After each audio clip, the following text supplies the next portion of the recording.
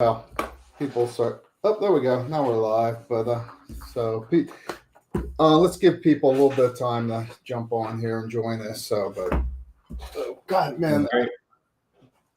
I don't know. Well, you and I are in the same part of the country. People be joining us from all over the place. But man, is it gorgeous back here on the East Coast right now? It's beautiful. So, It's supposed to be 80 today here. I didn't see that. Because we were talking a little bit earlier, I'm going to slip out probably around 5 and get a ride in. And you're heading for the beach, so. Hey, when you were a kid, did you grow up calling it the beach? Yep. So grew up when we lived in Roxborough. We went to Sunset Beach. Oh, got it.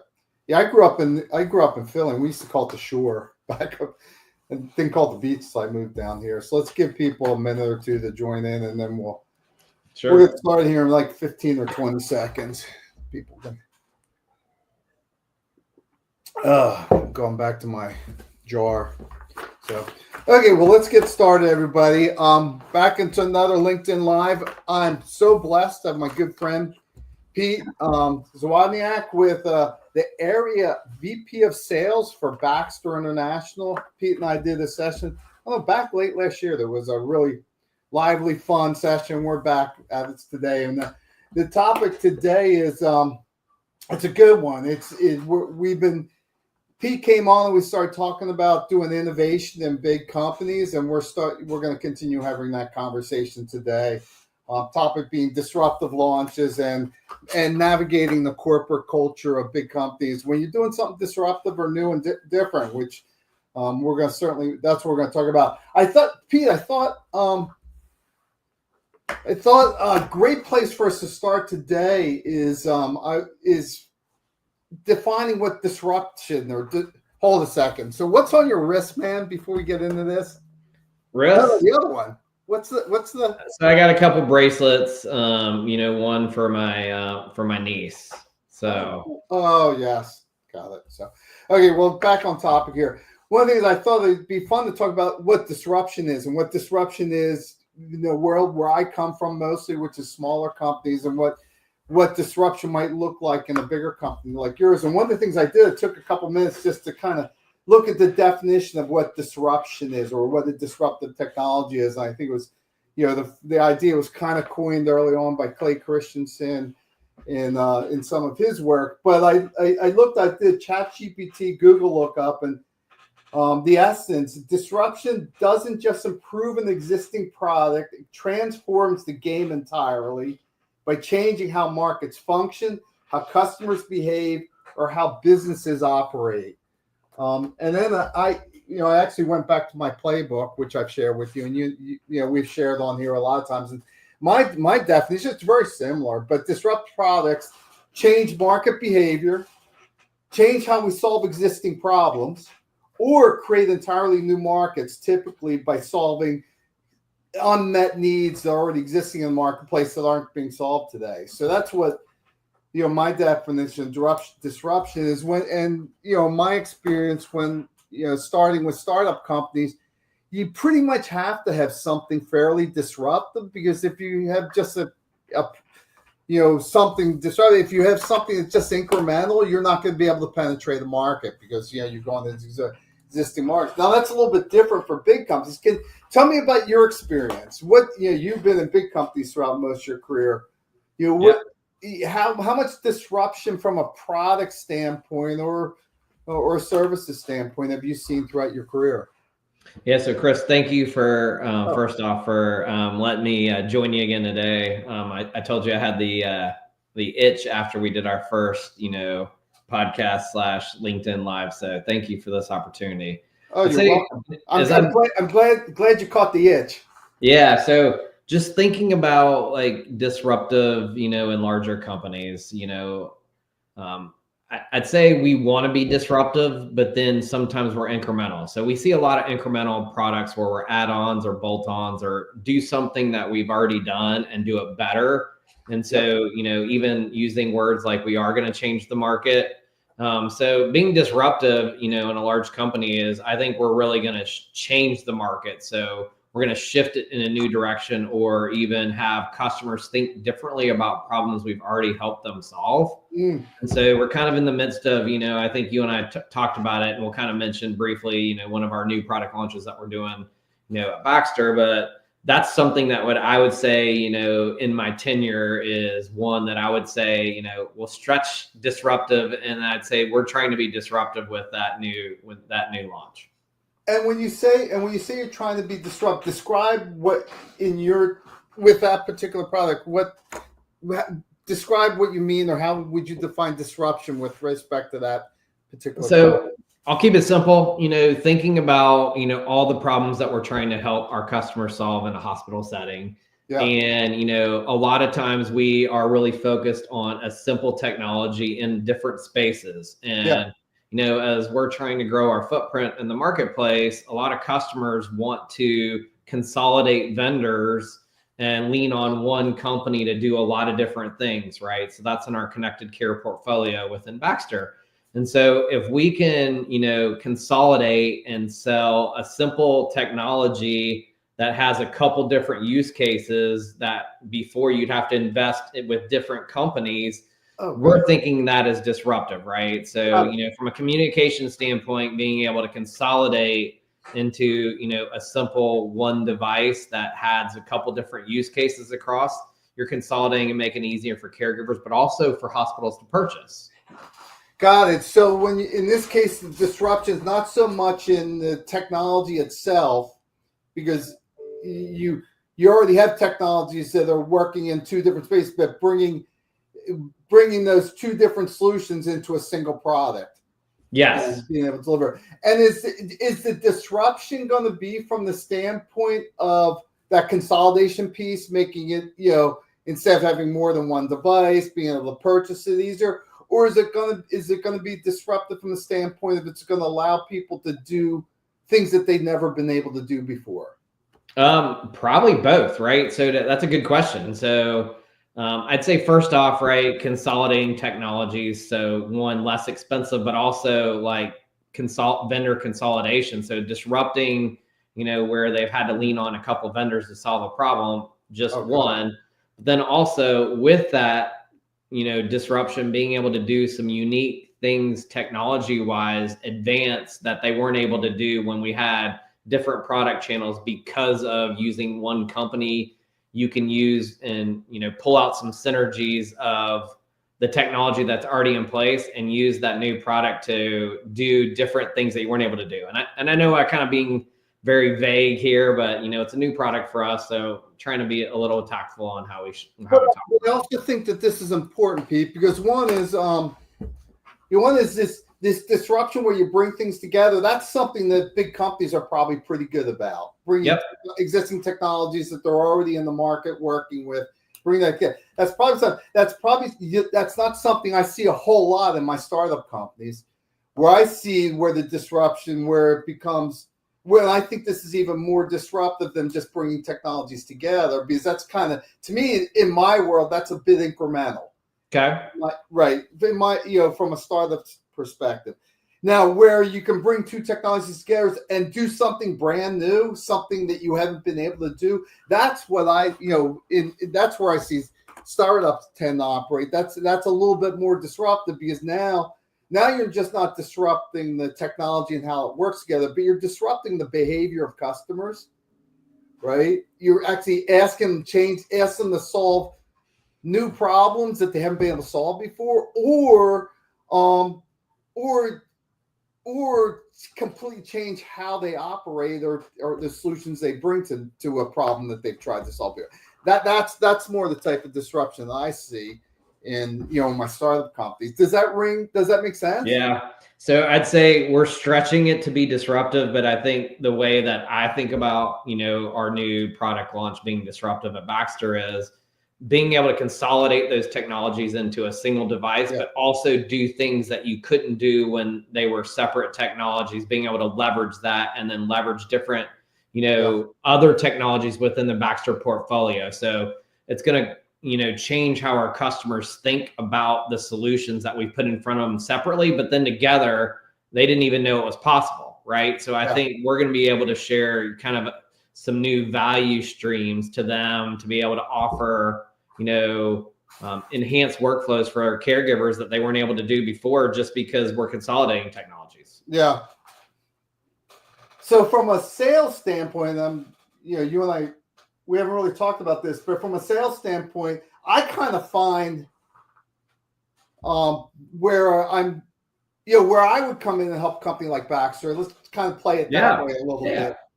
Not so much around the consolidating and working with your existing customers, and even those existing customers you have on different products and trying to bring them in, getting competitive positioning with this product, to take some, that may be with a competitive company. What I find more interesting is going in and solving those problems that hospitals can't solve today with that technology. Yeah.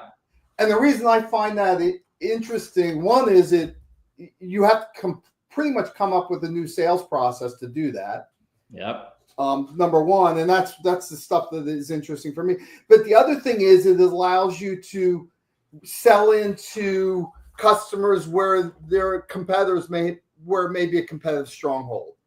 Where you go in, if when I'm in a competitive stronghold, it's hard. That's net new accounts, and that's that's the startup world. That's everything's a net new account. Yep. For a company like Baxter, I would find that interesting because that's getting you have a major competitor that you haven't been able to penetrate.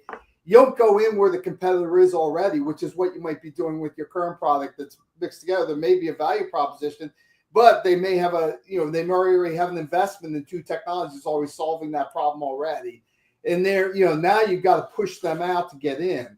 Going in and solving a problem that they can't solve today with that technology, that is an opportunity to get in the door of a competitive account. That's why I find those really interesting. How do you guys think and strategize about that? Yeah, so great. I think that's a good call out. So we actually were talking about, customers yesterday around the technology, that we're launching. And I think you're right. Customers may have an investment in one of the technologies we're competing in, and then maybe a separate one with another company. And so kind of what I think is unique is we may be able to do some things that both of those companies can't do together in a single, platform. So where they may have invested with Baxter in one place, but maybe a competitor in another, we could go in and show them something they could do that's different than what they're doing with the competitor in a single platform. Yeah. So I think that's where, we've been able to, make some inroads and disrupt some of our customers' purchasing behaviors. So you're already seeing some of that with this product. We're seeing that in a meeting yesterday with a customer base. We were kind of chatting through the best strategy on, where it made sense to bring in the new technology and where we position it, right? Because I think positioning it the right way is super important as you're trying to launch a new product, where we're trying to disrupt our, competitors in two different landscapes. Yeah, no, I think that's brilliant. That's exactly what you and I are always talking about. And that's exactly what I'm always doing with my startup companies is we've got to find that place where our competitors aren't, and there's kind of competitors can't, especially when I'm in a startup company, if I'm going against, if I were in a startup company, I was coming with this product and I was going against you, and you already had two solutions in that hospital, I probably as a startup company could not compete with you. I just can't compete against Baxter. But where I can compete with you is in those places where where you can't solve those problems with those existing products. So I would always go first to those areas because that's the only way I'm going to get in the door. Now, here's the other thing that's interesting. If I can go solve new problems with companies, if I can come into an account that Baxter owns and I can go solve a problem that's not being solved, maybe maybe your system doesn't work in the operating room for some reason. I can go in the operating room where you're not, sell my solution. This is completely hypothetical. I get in there. Now I have a trusted relationship with the hospital. Now I do have a chance to compete against you potentially. And that's, so let's shift the conversation a little bit. Do you guys, in the big companies, do you see products that are, coming in with products that are completely competitive? or completely disruptive. Whereas this products, there's technologies that are kind of, similar technologies that are out there now, but bring it together. But what about a product that's completely something brand new that's solving a problem that's not? Do you see that happening in big companies? And what's been your experience with that? It's a good question. I think, in my experience so far, it's hard for large companies, right? Because I think we talked about it before. I read a few notes.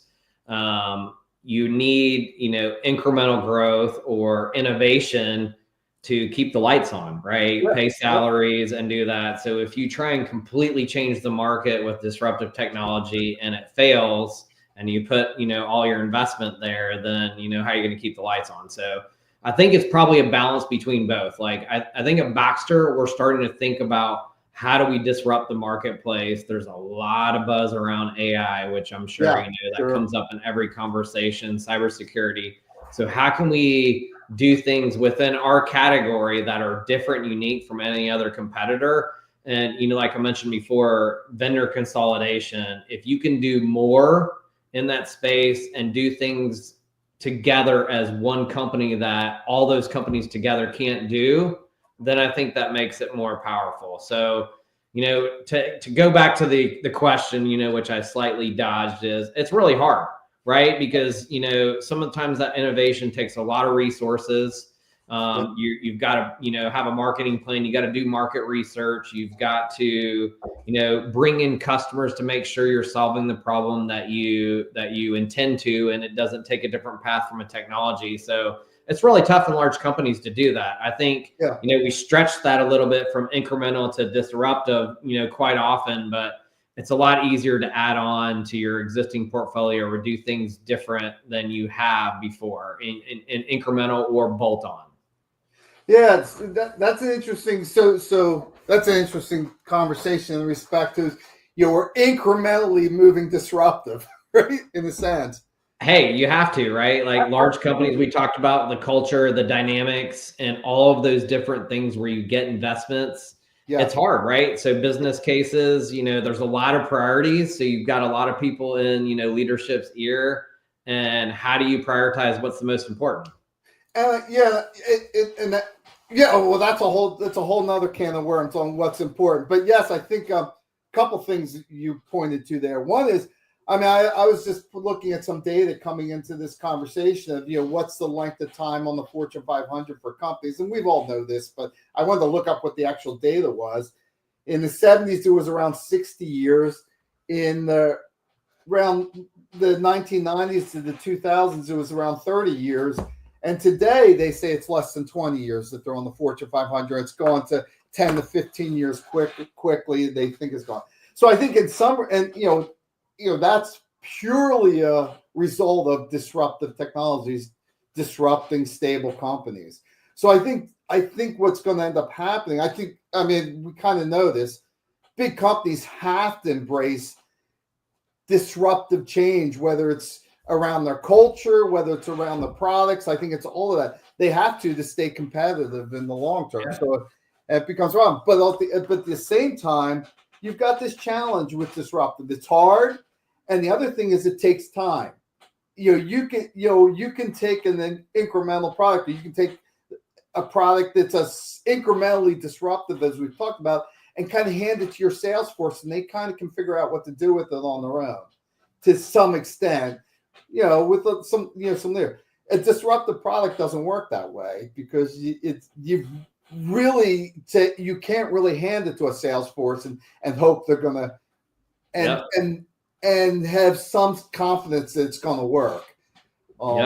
It goes to the repeatable sales process that you and I chat about, right? Like you kind of made me start thinking like incremental or easy because you maybe use an existing sales process to do the new, incremental product. But if it's disruptive, you may have to have, again, we talked about Tiger Team, and I'm kind of skipping around, but how do you actually develop that, right? You find the, creative people within the company that figure out a way to sell something and like give them some autonomy to wrestle a few different ideas and take it to the customer and get them to, commit to it.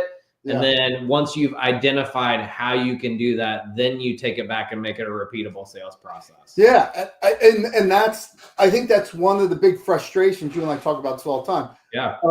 How do you get disruption in the big companies? I think you've got a bit of a yin and a yang here, or push and a pull. One is it's difficult to do, and you kind of have to build a different sales structure that you and I've talked about to be able to do it effectively, because fundamentally it's a different process, whereas the sales process of existing products that you guys, that you operate with in all companies at scale, that's an execution-based process. Here's our plan.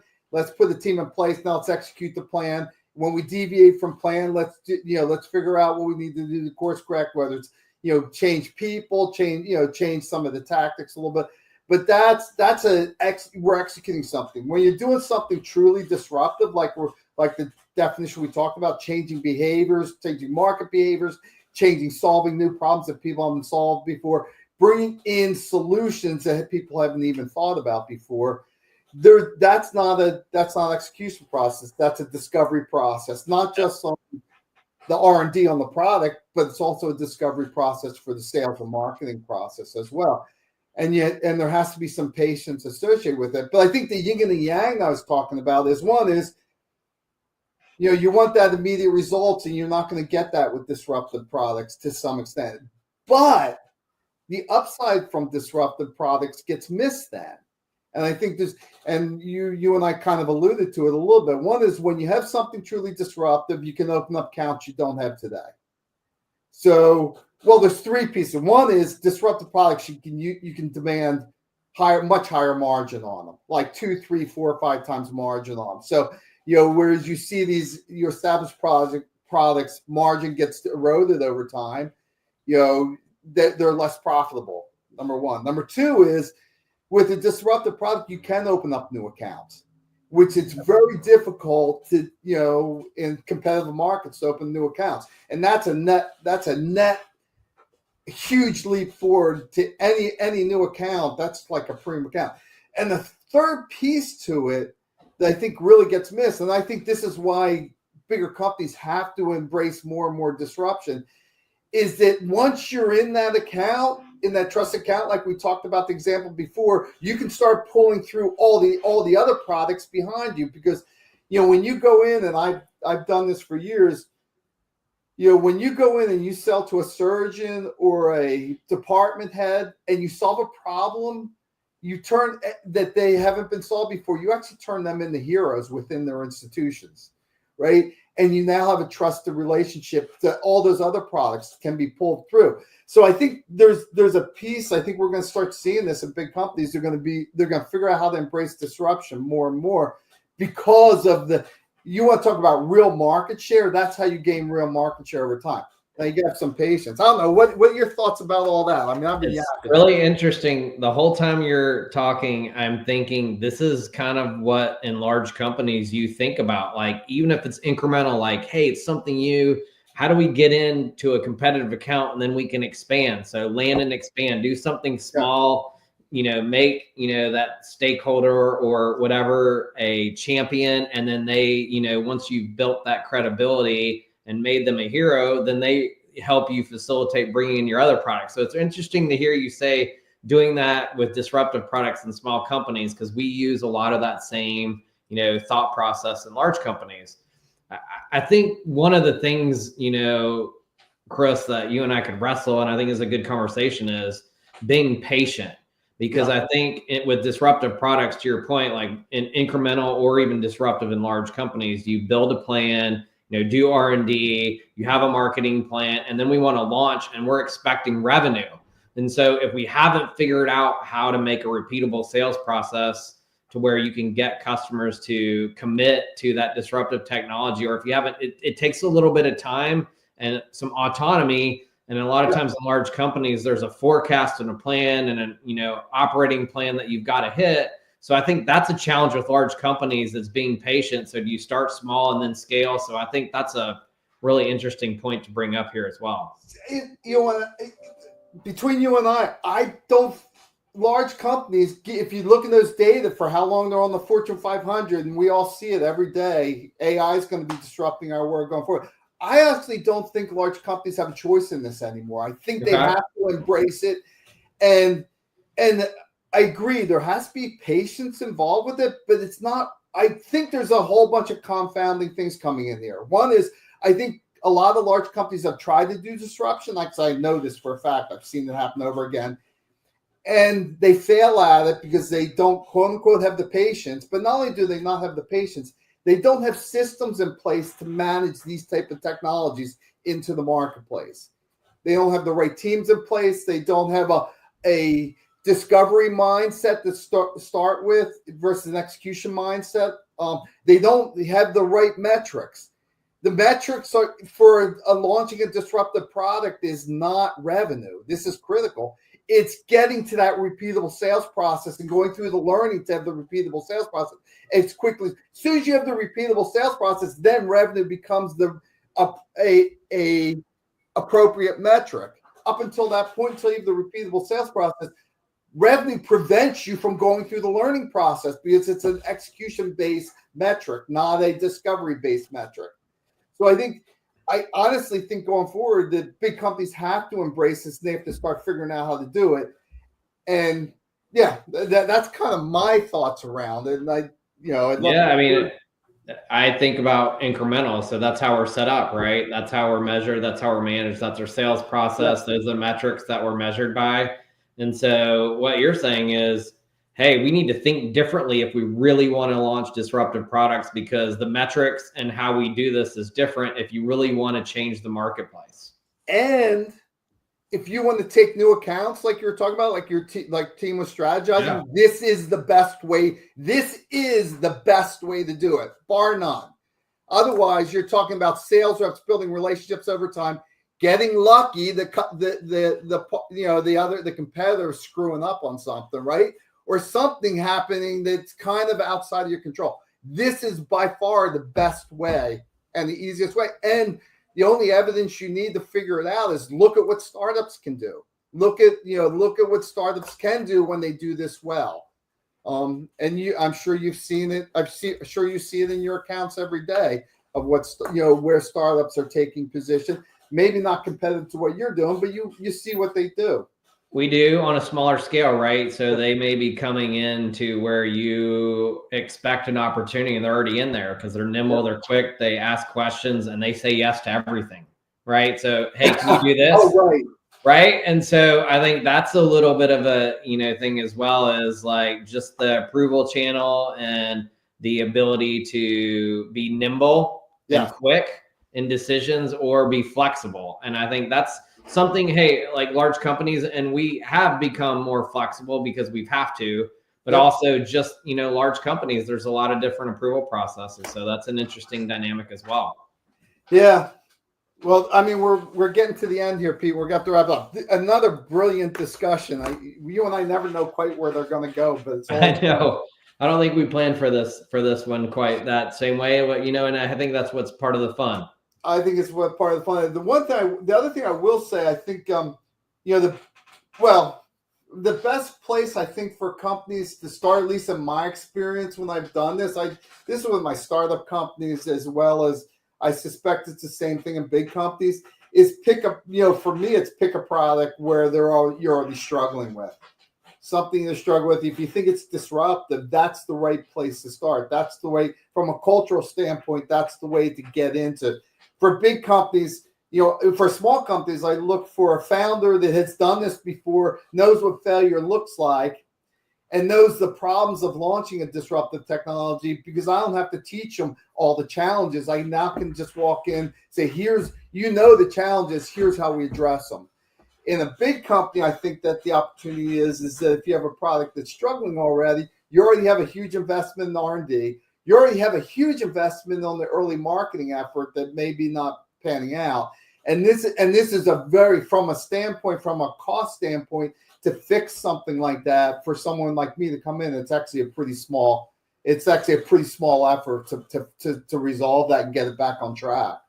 I think that's what I was going to say is like, how can you help, right? Because I think really is in large companies, a lot of times people have spent all their time in large companies. They don't have that experience with small startups or even just disruptive products, because they've always been incremental, which is kind of what we wrestled at the beginning. We think they're disruptive, but maybe they're only just incremental. So that's where I think, you could give good guidance on, like, hey, how do you help? What are the metrics? How are they different?